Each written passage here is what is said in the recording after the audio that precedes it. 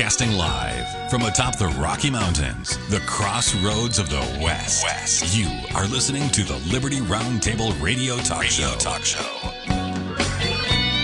Happy to have you along, my fellow Americans. Dr. Scott Bradley, freedomsrisingsun.com, and yours truly on your radio. This is the broadcast for August the 8th in the year of our Lord, 2025.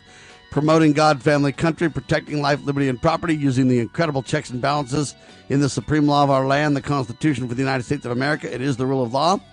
Following the Prince of Peace, as you know, we reject revolution unless it's Jesus' revolution. Then we're in. And it is a freedom-loving, fantastic. We're taking America back, one heart, one faith-filled American at a time. Steve Bannon is secretly plotting a sensational run for the presidency, 2028. He says he made J.D. Vance. Good luck with that plan. Hopefully that does not happen. On the evening of August the 8th, by the way, 1974, Nixon resigned. We talked about that. Trump has appointed Stephen Moran to be on the Federal Reserve temporarily. And the goal is it's a very influential role there. They say he can help vote to lower interest rates. HHS Secretary RFK Jr. basically canceled $500 million in mRNA contracts. It's a good start, but we got to do more. Now hour two, ladies and gentlemen. The FBI approves this request to locate the fleeing Texas Democrats, writes Patrick Howell. Senator John Cornyn, who's never been known in my world as very conservative, but now is standing up, says, hey, we're going to locate and potentially arrest these Democrats that fled the state to deny a quorum. Cornyn sent a formal request to FBI Director Kash Patel and said, hey, will you help us when our fugitives cross state lines? Very interesting twist on that, Dr. Bradley. I kind of find it similar that Mike Johnson, canceled Congress, let everybody go to recess early so that nobody would vote yes on the Jeffrey Epstein file release discussion. Now, I talked to Steve Stockman about this, former congressman, and he said, Sam, you're right on the moral point, maybe, on the ethics of this. But you're wrong because each state can define their own rules in their legislative bodies, and so can Congress. And so based on the rules, they can kind of do what they want to do, and so it may not be illegal. I don't know. That's a debate, but it's certainly unethical. But the same thing's happening in the general level and the local state level in Texas, Doctor. Well, Stockman's right that individual states and, of course, the general government establishes their own rules of engagement within their own body. But he's wrong, I think, and suggesting that the FBI may have a role to play in this. No, he doesn't suggest they do. Okay, because it's like, what the heck? No, he's just saying, look, the state of Texas can make their own rules, and so can the House, and so, hey, these probably aren't criminal acts. You can debate them, and ethically they're an issue and all that kind of stuff. When it comes to the FBI being involved, I don't think the FBI has any authority in the several states like this at all. And you say, well, what about when somebody crossed state lines? We got to debate if they're a fugitive and if it's illegal first, right? And that's according to the rules of the House of Texas, right? Absolutely. And the FBI has absolutely zero authority. What are they going to do? Go kick a hotel door in and they're going to go in there with FBI agents and all of their tactical gear. They're going to put them in the empty J6 beds, Doctor. Let me tell you, the Democrats, I think the Democrats would have a heyday if such an image could be put on the TV screens. I think Texas says, they'll be back. We'll start our session again when they get back because they can't stay forever. And I think Texas has a law that says, I certainly haven't read it in its entirety, so I'm just going by hearsay at this point. But there's something like a $500 a day fine for doing what they're doing. And, they can't last forever. And I think Abbott, you just say, fine. It's on ice for right now. Let them be beat up in the next election cycle as well. That's one of the other things that you can do is you can simply say, hey, these are big campaign ads now. Do you prefer your elected official just bails when it gets too hot in the kitchen? What do you think about this? And I think it's a huge campaign opportunity to really tell the tale as well. And I don't think fleeing from your votes is the answer. I don't think it serves the American people very well. But we got to break this down. Look, the House has their own rules. And you know what? If Mike Johnson wants to let his people go early, he can. I disagree with it, but he can. Same thing with Texas on the local level. They have their own rules, their own laws, whatever. If they want to do $500 fines, if they want to bring it up at the next election cycle, fine. But even asking the FBI to be involved here, in my opinion, is disaster and very, very dangerous. The optics on this thing is going to look so bad if they have any of these ICE raids on the Texas legislators. Holy Hannah. Just let it die out of its own weight. That's why I bring it up. And, there you go. Senator Marsha Blackburn now announced her gubernatorial bid to be the first female governor of Tennessee. Doctor, you want to speak to this one? Good on her. I mean, she wants to run for. I honestly, I don't know enough about Tennessee's gubernatorial race to be dangerous about it. But tell me why this ought to be of interest to me. Only because it's a conservative person leaving the Senate and running for the gubernatorial race. So now you got a hole in the Senate. We'll see how that gets filled. And then the question is, does she have a prayer to be Tennessee's governor? And how will that help or hurt Tennessee? Well, that's the thing. I don't think she's perfect, but she's better than most. Yeah, that's the thing, is that the all of these things, they've got consequences. Every decision you make and every political move.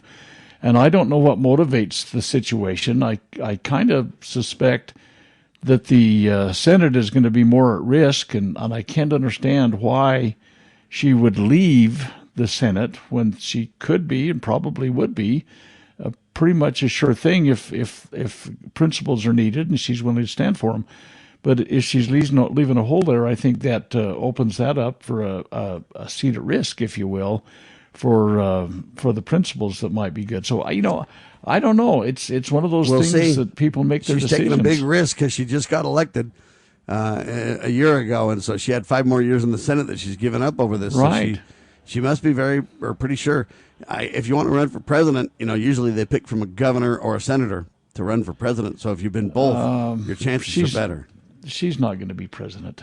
I mean, I'll make that prediction right now. They say that she's too old. She was born in 1952. I'm not saying that she's that old, but hey, by the time her governorship would end, she'd be over 80 years old, though, Doctor.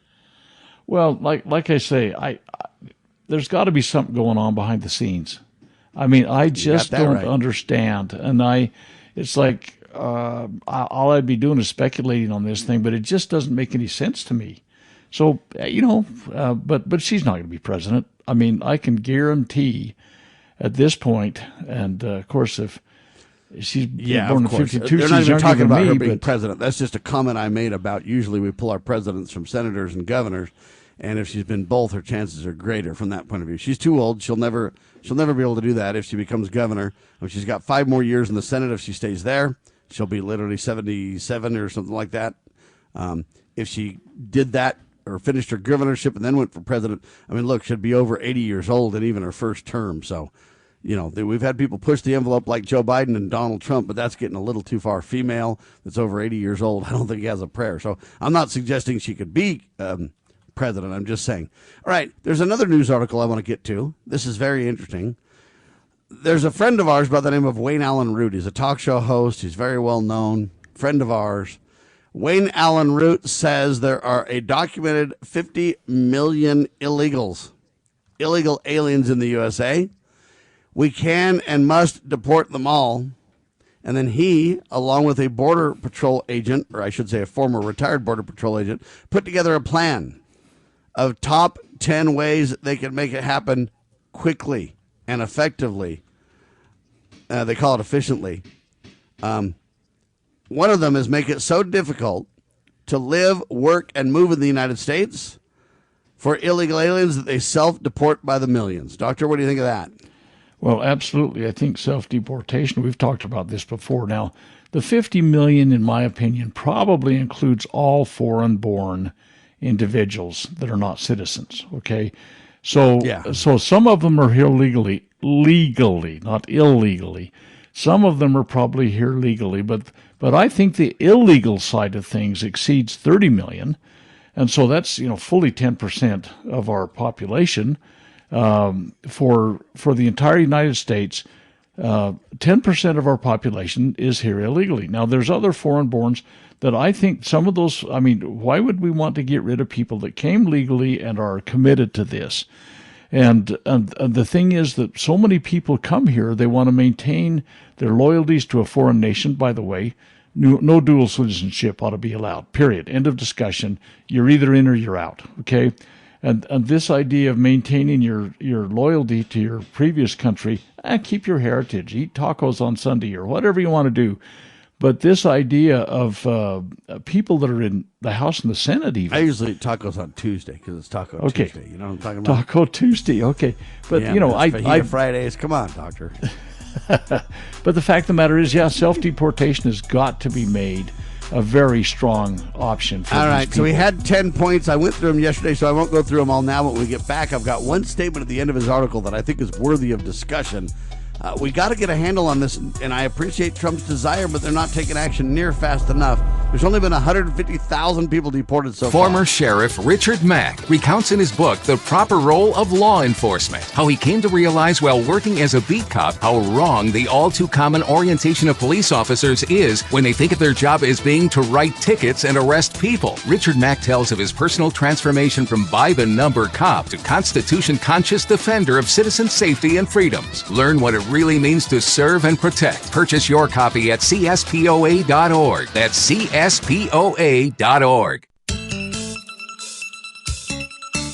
Get ready to be part of something incredible.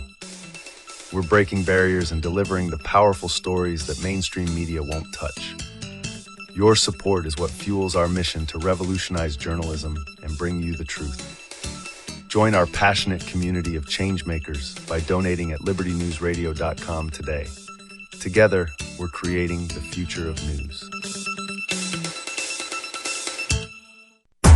Cybercrime is exploding. Take Sarah from Sweet Delights, whose world crumbled after having to close with not being able to bounce back.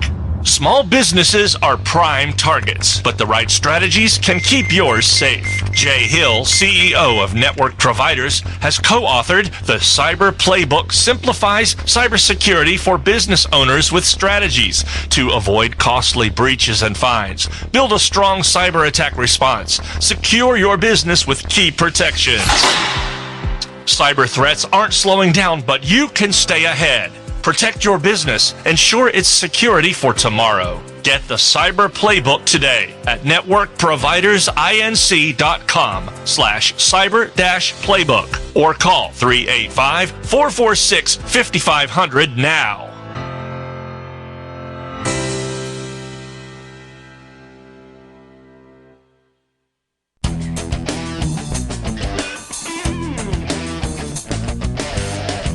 All right, we're talking about this incredible article in the Gateway Pundit written by Wayne Allen Root, our dear friend and fellow talk show host. It's incredible 10 points of how to deal with the illegal alien problem in America.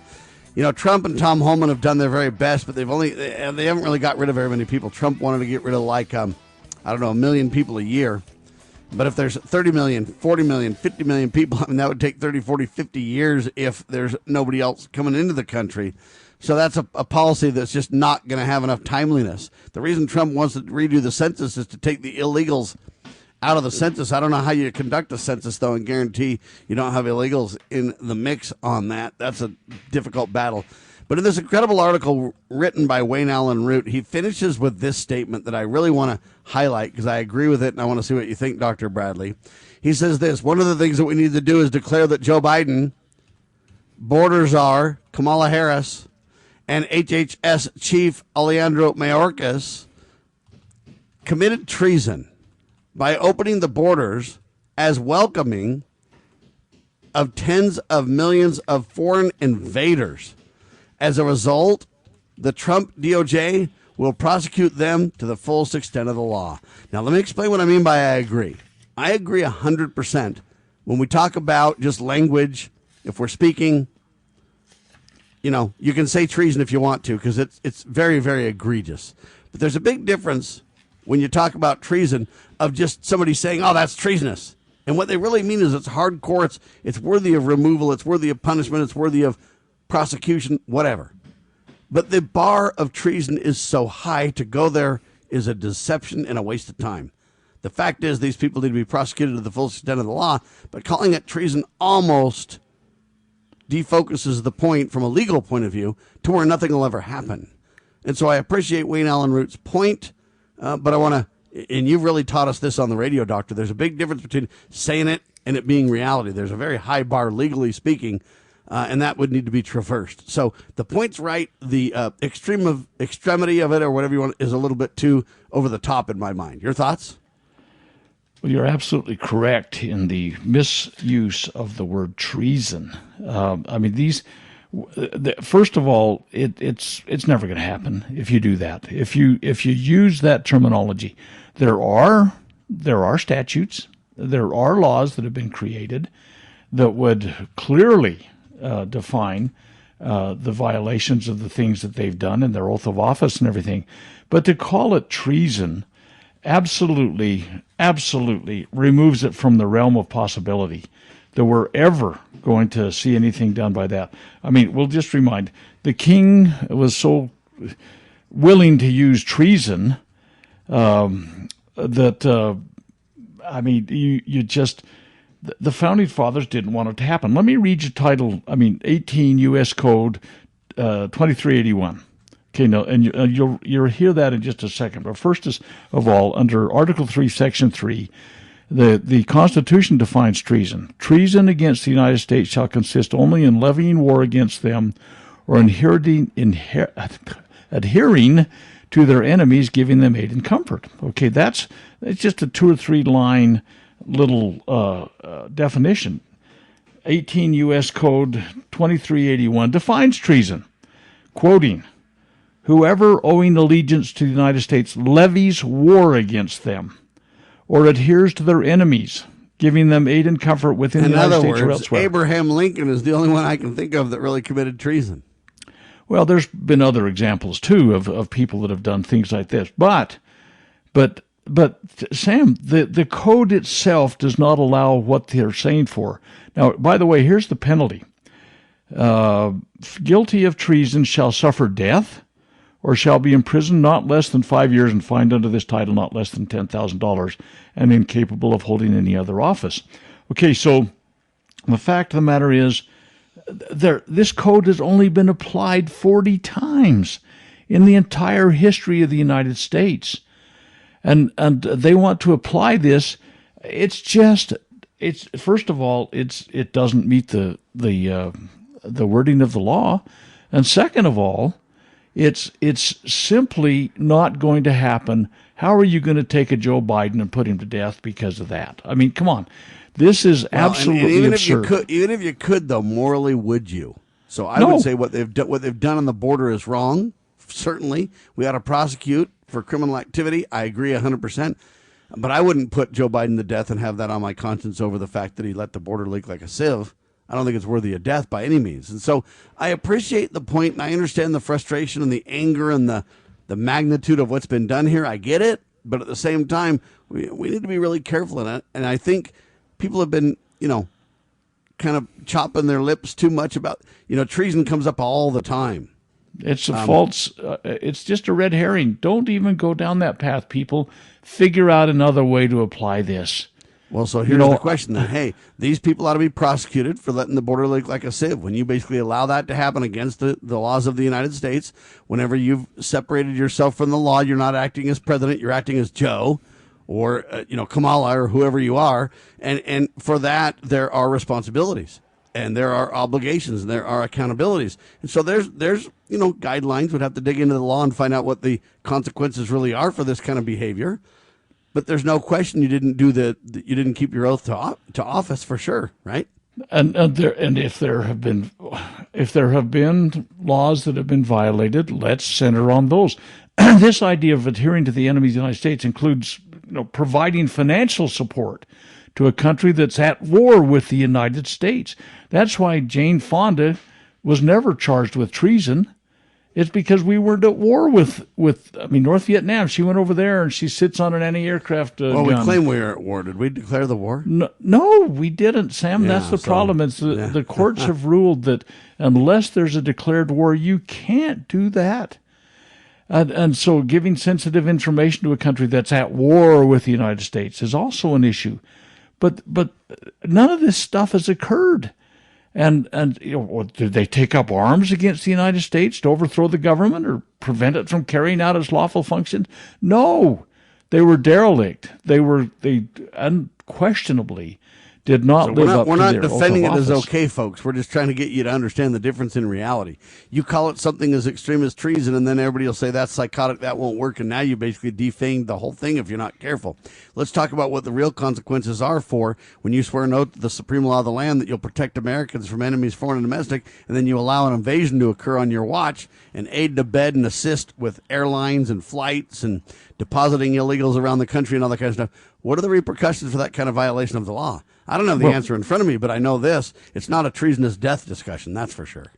You're right. But there are laws that absolutely were in place, and that's honestly how Trump's able to do a lot of the things he's doing now. Because there are laws that say we remove people from the country that are here illegally, for example. So he's just applying the law. People are saying, no, we can't do that. We're all ticked off because everybody had a free pass before. But the president takes an oath that says he shall take care that the laws be faithfully executed. Okay? So that's the president's job, and that's what Joe Biden and his administration did not do. So let's go and let's read the consequences of violating those laws, and let's bring it about that way. But to call it treason is just lip service. Draw near to me with their lips, but their hearts are far from me. Their lips and this is wrong. not an attack on Wayne Allen Root either, because again, I realize that a lot of times people use this in conversation, and it doesn't equate to reality, and it doesn't equate to the legal ramifications and the real qualifications and all this kind of stuff. When someone says, oh, that's treasonous, they're just saying this is so egregious that it just assaults all my senses. I get it, but it's not the same discussion, and we need to be very careful to deal with that properly. Anyway, just thought I'd bring that up. I think that's worthy of our attention. Got some interesting news for you, Dr. Bradley. Here's the headline. Podcasting now rivals AM and FM radio as YouTube dominates listening habits. There's a big, huge article about this I want to talk about, but podcasting has surged to nearly matching AM and FM radio in spoken word audio consumption, according to new Edison research data. Find it interesting. In 2024, AM, FM held, listen, 43% of the spoken word, while podcast only captured 36%. That was in 24. But it's a dramatic shift from 2017, when radio commanded, quote, 66%. And podcasts at that time just 13%.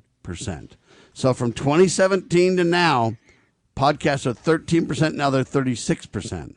But among listeners ages 13 to 64, podcasts have already overtaken radio, holding a 41% share compared to AM/FM's 39% share.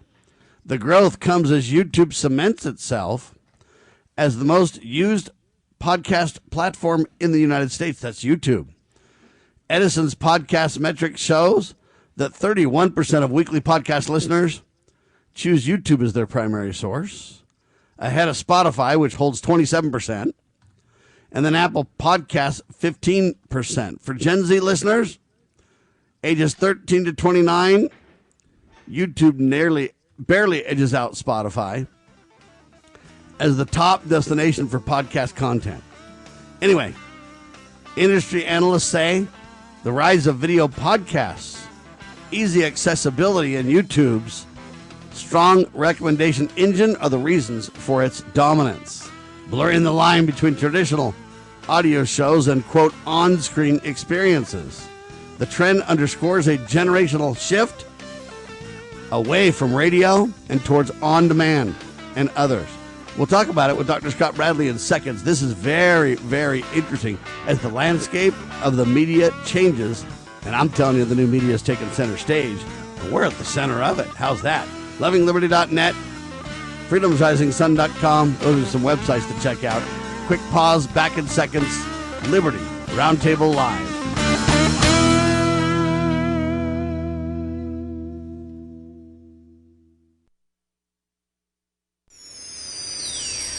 your daily Liberty News Wire. You're listening to Liberty News Radio. Breaking news this hour from Town Hall.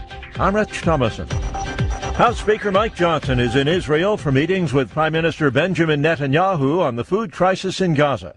On the Salem News program this week on Capitol Hill with Tony Perkins, the Louisiana Republican says the biggest challenge is preventing Hamas terrorists from stealing food shipments, reselling them on the black market. I spoke with Prime Minister Netanyahu about this myself, and he is resolved, of course, to make sure that aid is delivered. The nation of Israel and the U.S. will be involving now. The latest development, I believe, is Samaritan's Purse will be involved. And they have credibility on the world stage. They have delivery mechanisms and systems that have been proven in times of crisis everywhere around the world. And that'll be a great development. I think a lot more aid will be delivered. But, of course, they're going to need military assistance because the terrorists are stealing it. Speaker Johnson's full this week on Capitol Hill interview will be seen starting at 10 a.m. Eastern Time Saturday on the Salem News Channel. Prime Minister Netanyahu says Israel has no interest in governing Gaza, but would like to transfer control of the region to civilian Arab forces who will govern properly and not threaten Israel. The Prime Minister spoke following the Israeli Security Cabinet's approval of a plan to have the Israeli military take charge of Gaza City. President Trump boosting the federal law enforcement presence in Washington, D.C., at least for the next week or so. Press Secretary Caroline Leavitt says the city has been plagued by violent crime, and the increased federal presence will protect innocent citizens. The move follows the president's suggestion Monday that his administration could take over running the city. Either they're going to straighten their act out in terms of government and in terms of protection, or we're going to have to federalize and run it the way it's supposed to be run. Ben Thomas, Washington. An end-of-the-week rally underway this morning on Wall Street. The Dow trading 233 points higher, the Nasdaq up 182. More on these stories at townhall.com. Hey everybody, Charlie Kirk here. As executive director of Turning Point USA, a national radio host, podcaster, husband, and father of two, my schedule is about as crazy as it can possibly get. 2 years ago, I made the decision to take control of my health, and I chose PhD Weight Loss and Nutrition because I needed a plan that fit my hectic lifestyle. I travel a lot and my schedule changes every week, so I need something simple. They customized a plan for my body and my schedule, and I quickly lost 30 pounds. Now I have the energy and focus to get through my busy day. PhD will help you too. They won't let you fail. Just give them a call, schedule your weight loss consultation, and see if their program is right for you. Call 855-696-2020. That's 855-696-2020. The first 11 callers who mention the word healthy will get 2 weeks added to their weight loss package. Call 855-696-2020 and mention the word healthy, or visit them at myphdweightloss.com. That is myphdweightloss.com. It worked for me. It can work for you. myphdweightloss.com. I believe there will come a time when we are all judged on whether or not we took a stand in defense of all life from the moment of conception until our last natural breath. As a teenager, I gave my first public speech in my church. My hand shook, my heart pounded. I thought to myself, I can't do this, but somehow I did, and because I wanted to talk about things that were important, I persisted. I chided my church as a senior in high school for not seeming to care about the not yet born, for looking the other way, and for not taking a stand on life. I will be in earnest. I will not equivocate, and I will not excuse. I will not retreat an inch, and I will be heard. One thing I promise you, I will always take a stand for life.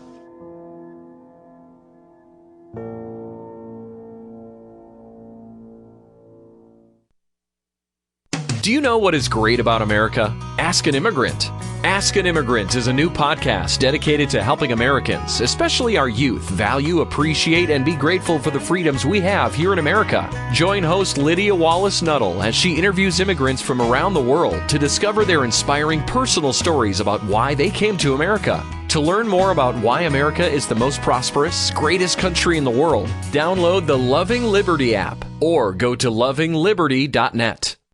In the medical field, IT security is crucial. Our highly skilled consultants are HIPAA certified and have 20 plus years of experience servicing medical clinics, billing, and supply companies. We offer comprehensive endpoint protection, guarding your computers and servers against all stages of threats. And with our 24/7 monitoring services, you'll never worry about extensive downtime again. Ready to level up your IT support? Call 801-706-6980 today and discover how great IT services can be with managed IT services.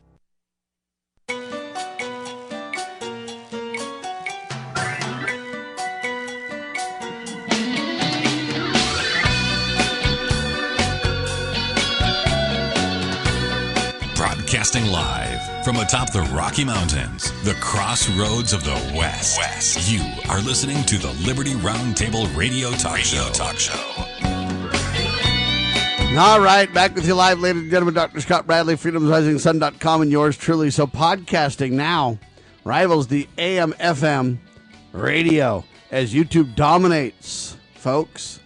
Among listeners age 13 to 64, podcasts have already overtaken radio, 41% to 39% share. YouTube cementing itself as the, the most used podcast platform in the U.S. Why? Because everybody's moving to video. Yeah. Industry analysts say that the rise of video podcasts, easy accessibility, and YouTube's strong recommendation engine are the reason for YouTube's dominance. The trend underscores a generational shift away from traditional radio and towards on-demand multi-format listening. Doctor, you want to respond to this one? Pretty interesting. Sure, it's very interesting, and there are some, magnificent messages being delivered through this, alternative source, and people should feel really good about that. But I would just kind of throw a cautionary statement in there, because all is not well in this world, this podcasting world. There's as many cranks and wackos in that world as there are in the lame brain mainstream kind of thing that's out there with the traditional broadcast things. You do get the they buy message and stuff. I mean, if Taylor Swift delivers a message, a lot of people listen. Or I don't, I've never listened to a message from her, but here's the deal. YouTube banned me back in the COVID con. 1,500 videos, I guess I had. Back in the COVID con, YouTube had complete control, removed, expunged, and erased. And that is a kind of a problem that we have right now. And there's also another little thing, and it's hopefully I can express it in just a few sentences. But back during the founding era, there was a depth and breadth of dialogue and exchange and understanding that happened. And this mentality came in, in the 20th century. If you can't put an idea on the back of a business card, it's not worth listening to. Not one of the Federalist Papers will fit on the back of a business card. And so what happens is a lot of times neither you will get the these Constitution, Doctor. Right. These little soundbite ditties that come out that everybody thinks they've got the handle over the most monumental issues, is sometimes we get into this smorgasbord of toss away, snide, snarky, whatever comments that come up, and, I've got a handle on this one. And so in this world of podcasting, people still need to, it's kind of like a dietary kind of choice thing. It's like Bobby Kennedy says, you can control your weight and your health by diet and exercise. He talks about this Make America Healthy Again. And then we get these quick, you inject yourself with something quickly, and pretty soon you've lost 30 pounds or whatever. And it's like, woo-woo, but all the downsides that happen with that. And so that's maybe a poor analogy, but the fact of the matter is we've got to look at our diet of what we're listening to and considering. And if our diet is all junk food processed that's gone through the USA Today world and the Wall Street Journal and the New York Times and all that kind of stuff, if all we're getting is some drivel that some 30-year-old that lives in his mom's basement is feeding to us, we're going to be just as bad off as when we were listening to the lame brain mainstream media. Or maybe worse. But here's some good news on the horizon, in my opinion. I've never been a fan of Howard Stern. And the reason I'm not a fan of Howard Stern isn't because he's not, talented or whatever. It's because of the kind of stuff that he promotes. It's all tabloid stuff. It's all, sex and perverted driven. And it's, he drops F-bombs on the radio. That's why you had to move from AM/FM to satellite radio. But now the headline says this: Howard Stern's $500 million contract with SiriusXM is set to expire by the end of the year, and it leaves his future uncertain. Once attracting 20 million weekly listeners, Stern's audience, they say, has now declined to 125,000 per week. That's according to the Daily Mail. Stern is in advanced negotiations with SiriusXM for a potential 1 to 2 year contract. Normally it's 5 years. Stern, hesitant to dismiss his team abruptly, is also contemplating retirement amid ongoing tensions with SiriusXM. Stern, who has been with SiriusXM since back in 2006, since 2006, has faced criticism for all kinds of things, but primarily his more progressive interviews in recent years. The public remains uninformed about the exact contract expiration date. And then one of the things that they double down on and say is this: he might even be able to just negotiate a retirement contract where they'll continue to use all of his evergreen work, in other words, recorded shows, and he might get a chunk of change for that. But think about it. They paid him $500 million for a 5-year contract. That was, now it's expired. He's lost a lot of listenership, which I think is good news, as many of us are, growing and he's shrinking. But think about that, though. $500 million. How do you pay your host $500 million and still make money? I mean, I don't even understand it. But nevertheless, and if you're Howard Stern and you made $500 million over 5 years and you have any money sense at all, you don't need money. Money's not even the discussion anymore. So anyway, hopefully he'll ride off into the sunset, Doctor. Yeah, cry me a river, Sam. I mean, it's like no tears shed over any, blackout, radio silence, whatever comes out of this thing. But as you kind of, if you thought about it, if you made $100 million a year for 5 years and you were stupid enough to spend all of that stuff, I guess you maybe, maybe you deserve what you get. But the point of the matter is, though, people have spent a lot of money on the shock jock kind of world, and maybe, hopefully, those days are waning for a lot of the things. But I still think we need to be careful with what diet we take, what information sources, and we've got to weigh them in the right scale. And we do this a lot when we're talking on this thing. You look at the eternal scale that things ought to be weighed in, and you say, entertainment's entertainment. But are you garbage in, garbage out? Whatever you're putting in your mind is gelling your brains. Now, people are leaving Howard Stern, but they're doubling down on the New York Times. Now, Trump said the New York Times would melt down if he had his chance, and they were going to go away, but they've done nothing but gotten stronger.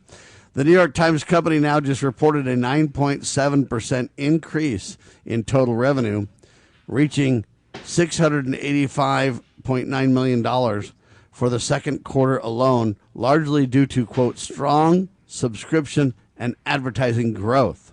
The company added 230,000 digital-only subscribers during the quarter, now totaling 11.8 million subscribers across all print and digital products. Digital advertising revenue surged. Anyway, their print subscriber numbers decreased big time. So listen, they added 230,000 and they in this quarter, and they have over 11 million. But then they say this about the written word. So we're seeing a transition from AM/FM radio to podcasting, etc. We're also seeing a transition to digital, and the New York Times is capturing it. Print subscriber numbers decreased to 580,000, down from 600,000 in the previous quarter and 630,000 the year before. So it's kind of an interesting reality. They say subscription revenue grew by 9.6% year over year. And anyway, operating costs. They go into all these details. Now, the Times aims to reach, they say, 15 million subscribers by the end of 2027, with the majority being digital only. The Athletic, acquired in 2022 for $500 million, or $550 million, I guess is improving from their loss too. And anyway, they say the stock increased by more than 13% on the news. The New York Times is rocking, Doctor. I don't think so, and I'll tell you why. One thing, first of all, inflationary sources and forces that are working on them. If your stock goes up 13% because they raised their rates 13%, that's all you're doing is keep and hold because that's where inflation is. Okay, so number one, I think that almost all, I would say almost without, categorically excluding everything, almost everything that goes up is going up because of inflation. Number two, they've got a huge press. I refuse to subscribe to the New York Times digitally or any time. But anytime I hit on a story that goes to the New York Times, I get pressure to sign up and I don't do it. And so they have been a real big push to go with digital and online, and those that continue maybe pay the price. As a parent, is receiving a faith-based, character-focused education for your children difficult to find? Do you believe that godly principles should be a central component in your child's education? Imagine a school where faith and integrity are at its center, where heritage and responsibility instill character. For over 40 years, American Heritage School has been educating both hearts and minds, bringing out academic excellence. This is the school where character and embracing the providence of a living God are fundamental, where students' national test scores average near the 90th percentile. With American Heritage School's advanced distance education program, distance is no longer an issue. With an accredited LDS-oriented curriculum from kindergarten through 12th grade, your children can attend from anywhere in the world. American Heritage School will prepare your child for more than a job. It will prepare them for life. To learn more, visit american-heritage.org. That's american-heritage.org. Step into the boots of the American West with Range Magazine, where grit meets grace. This is a front row seat to the stories, struggles, and triumphs of ranchers, farmers, and stewards of the land. From jaw-dropping photography to no-nonsense reporting, Range brings you the untold tales of life on the range. Whether you're a city dweller with a cowboy's heart or living life where the pavement ends, Range speaks to the soul of the West. Subscribe today at rangemagazine.com. Are you ready to stand up for your community and support your local sheriff? Join the Constitutional Sheriffs and Peace Officers Association and become a vital member of the Sheriff's Citizens Posse. At cspoa.org, we empower citizens like you through weekly webinars, arming you with the knowledge to back your constitutional county sheriff. Together, we can uphold our Constitution and ensure liberty and justice for all. Your community needs you now more than ever.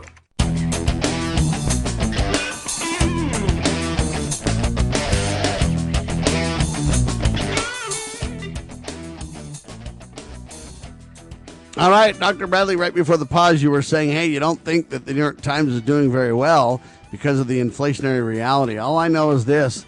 They're making a generational shift. They're changing from print to digital.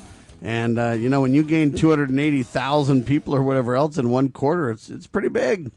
And I'm not a fan of the New York Times. I don't think they're a good news service, but looks like they're growing. Well, it does. Most people don't. A great number don't buy newspapers anymore, and getting it digitally is it's very convenient. Look on your computer and click, and you're there. But as I was saying before the break, I get their pressure to sign up for a digital service, and they have really focused on that. So they're getting some response there. That's unquestionable. But I think back, to me, their quality of their reporting is just so biased. There's no question. But here's the deal. They had 230,000 in one quarter, and they have 580,000 print subscribers going down. And so as that number drops, the digital goes up. They've successfully transitioned to digital in a big way, and they're pushing for 15 million, subscribers to the digital primarily by, within the next couple of years, by 2027. So all I'm telling you is it's interesting how they can grow. The American people are continuing to back the mainstream press is the point. Well, true, but I think that there's other options that are becoming available, and I, for one, will not subscribe. But just think about this for a minute. Back in the heyday of the communist, the Russian, Iron Curtain kind of thing, Pravda was their newspaper, their state newspaper, Truth, a big subscription list to that. It was being purchased by bazillions of people. I don't know the numbers exactly, but there were a lot, and they were supposed to be the biggest in the world. And it was absolute drivel. And the inside story on this, guys, is there was a shortage of toilet paper in their day. And the people were buying the newspaper to be able to take care of those needs. Cut it in 4-inch squares and whatever, I mean, get the idea. That's the quality that they felt was there. And I think the New York Times is kind of verging on that right now. So, yeah, they can tout all they want. The inflation's causing a lot of these dollar amounts to go up, and inflation's totally, completely arbitrary and without any value being added. An ounce of gold today is the same value an ounce of gold was 100 years ago, but it's gone up in price because the dollars have gone down in value, and so it costs more money to buy it. And so the same thing with the New York Times. I think a lot of these things, and stock market prices are another issue. Woo-hoo, everybody's going up on their stocks.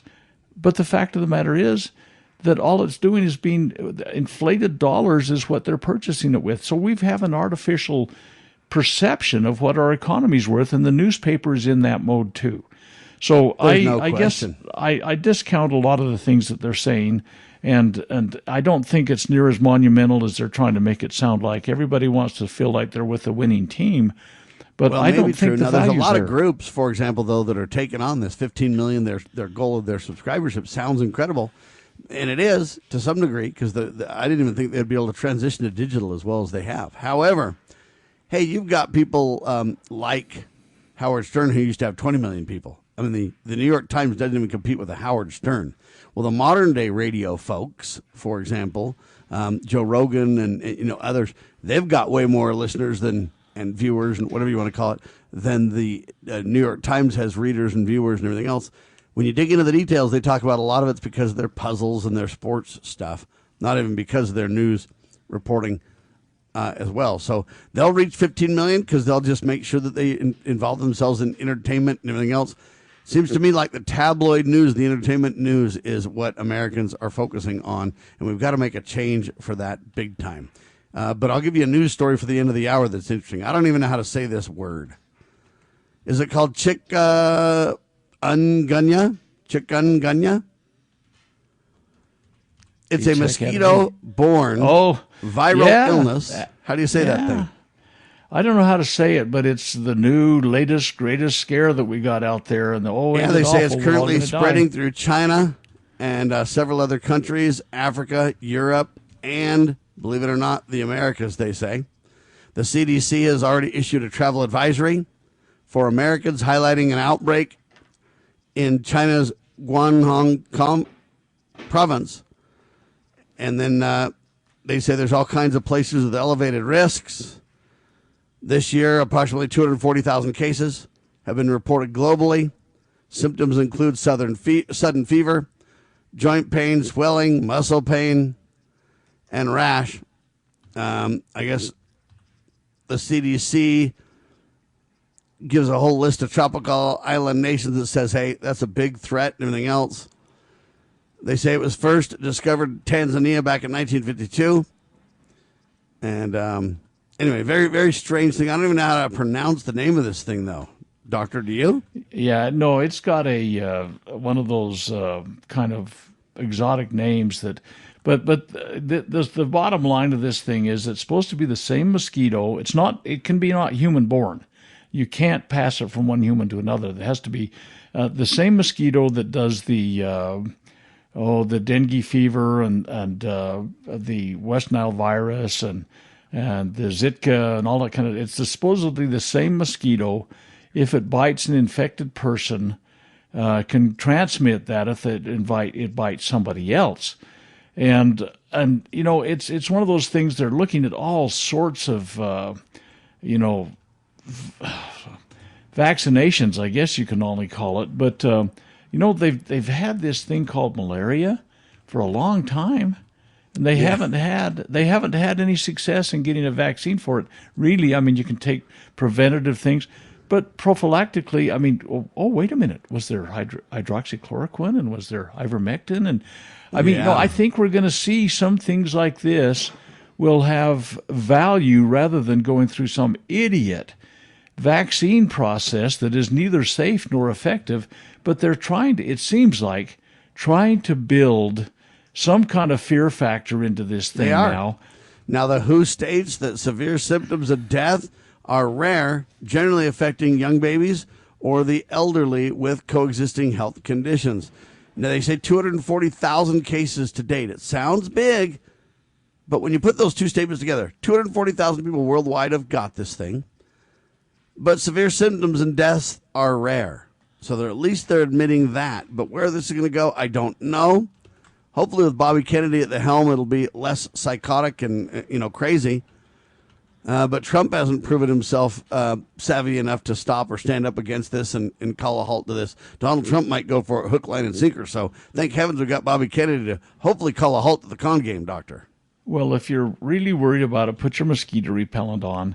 Have an extra. I mean, there's so many things that some of these proven, prophylactic and as well as treatment cases, like, they had to stop the hydroxychloroquine and the ivermectin stuff because, by golly, they couldn't come out with this, emergency youth authorization thing for these mRNA vaccines if these things worked. I think there's other solutions out there, but maybe it comes down to mosquito repellent. I mean, but everybody needs to take a chill pill and quit taking this owing it awful to the, they run off the cliff like lemmings on stuff like this. And amen. And that's why I bring it up, because folks, don't fall for this lie. Whether they're going to turn it into a big scandal or not, I don't know. But they love to circulate this news over and over and over, making you believe that, hey, Chicken Little and the sky is falling and everything else. Don't believe it. There's answers for this stuff. This has been around since 1952. Don't pretend it's new and it's crazy and it's going to just kill everybody. It's not true. The only big thing I wonder about is this. How much of the Bill Gates fake mosquitoes or man-made mosquitoes are the cause of this, Doctor? That's an interesting twist. Yeah. Don't know. They could be. I'm not saying they are. I'm just telling you this is when we tamper with this stuff, we just can't know anymore, right? Absolutely. And the fact of the matter is we put these enhanced kind of things together, where we're going to see how bad we can make them and how deadly and how easily obtained. And maybe there's guys like Bill Gates working in the background to say, we need another one of these things. Or, what's his name? World Economic Forum guy, Klaus Schwab. I mean, you just have to wonder, ain't it awful? I think God's still in charge. I think if we have a change of heart, a recalibration of our, intelligence and our direction, our count, I think good blessings can come out of that thing. And so not only do we need to look at our diet for, health-wise in terms of our physical, but for our mental, emotional, and spiritual. Let's put a decent diet together for ourselves. Ladies and gentlemen, it's something that we could do, we can do, we should do, but as long as we're tied up in entertainment news, when you're paying Howard Stern $500 million for his, I don't know what you call it on the radio, hey, we've got a problem in America. We need to turn to God, family, and country. When it comes to these vaccines and these mRNAs, which aren't really vaccines, they're jabs that are experimental, to say the least. We've got to call a halt to that con game. We've got to trust in God more, trust in the arm of flesh less, ladies and gentlemen. I'm just telling you, we've got a lot of work to do. Liberty Roundtable Live trying to provide the moral case for the cause, the sacred cause of liberty. Remember, your religious freedom is vital, and every other freedom falls if that one falls. So stand with God, family, and country. Be bold and let these God-ordained principles, these moral mandates from God Almighty. Hey, you can choose to obey or not, but there's consequences, right? That's the key we need to teach people. Thanks for being alongside for the ride. Dr. Scott Bradley, freedomsrisingsun.com. Check out his incredible collegiate series to preserve the nation and his weekly webinars. Sign up and become part of the webinars today, every Thursday night, 7 p.m. freedomsrisingsun.com. I'm Sam Bushman, lovingliberty.net. You can listen online, or you can simply download the iPhone or the Android app. God save our republic.